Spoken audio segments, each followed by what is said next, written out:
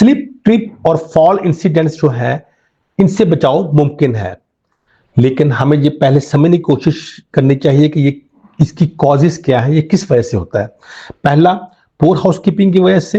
दूसरा, ऑयल अगर हो या लिक्विड फ्लोर के ऊपर हो।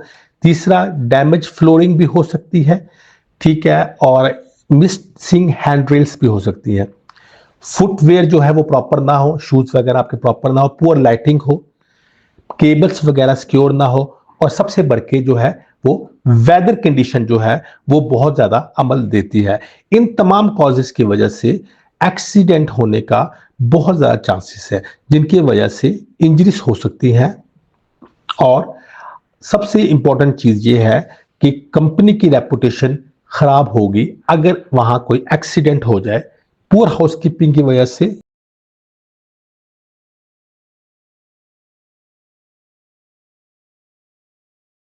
या आप कह सकते हैं जो मुलाजमीन हैं उनकी जिम्मेदारियां क्या क्या हैं।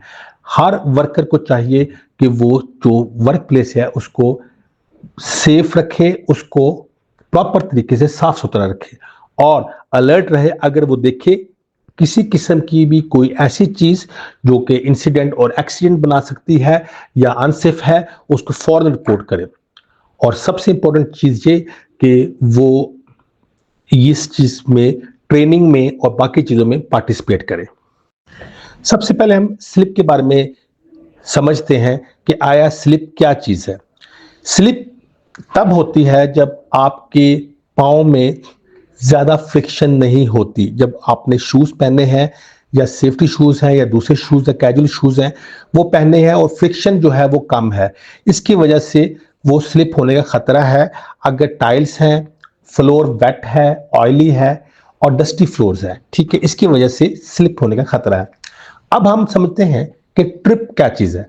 ट्रिप जो है अक्सर वो अगर कोई आप चल रहे हैं तो रास्ते में कोई चीज आ गई है, चोट लगी है उसकी, उसको साथ उसके चोट लगी है, उसको साथ उसको ट्रैप हो गया है या उसको उसके साथ हिट किया गया है, तो उसको हम ट्रिप कहेंगे।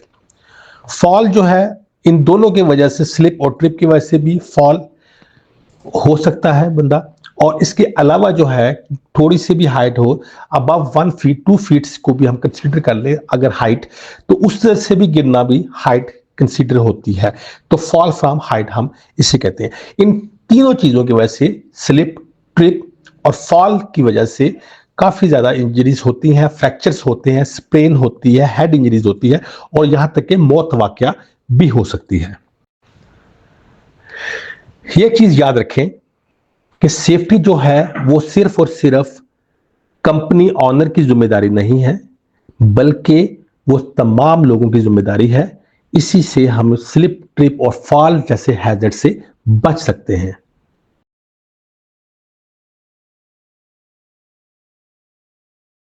इसको क्या करना चाहिए? सुपरवाइजर्स को रेगुलर इंस्पेक्शन करनी चाहिए, प्रॉपर तरीके से मेंटेनेंस करनी चाहिए और ट्रेनिंग देनी चाहिए ताकि वो जो भी हैजर्ड्स हैं उनसे बचा जा सके। सेफ्टी पोस्चर जो है वो क्लियर होनी चाहिए जिस ताकि वर्कर्स को ट्रेनिंग मिले, वर्कर्स को अवेयरनेस मिले।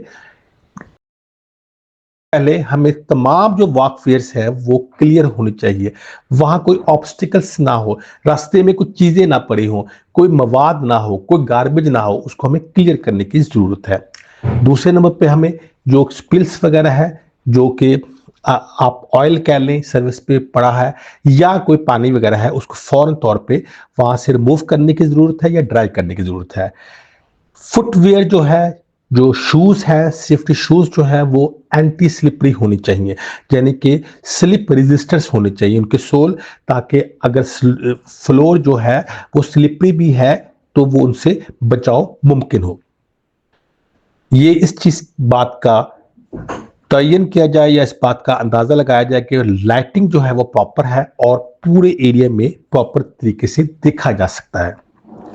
अगर आपको कोई केबल, कोई पाइप, कोई होसिस मौजूद नजर आ रही है जो कि रास्ते में आ रही है, तो उसको क्लियर किया जाए और उसको अगर आप कोशिश करें कि दीवार के साथ करें या अंडरग्राउंड कर दें ताकि ट्रिप हैजिड से बचा जा सके। और कोशिश करें कि जब आप किसी सीढ़ी पे या किसी ऐसी जगह पे, ऊंचाई वाली जगह पे हो, तो वहां हैंड रेल्स की मौजूदगी लाजमी हो।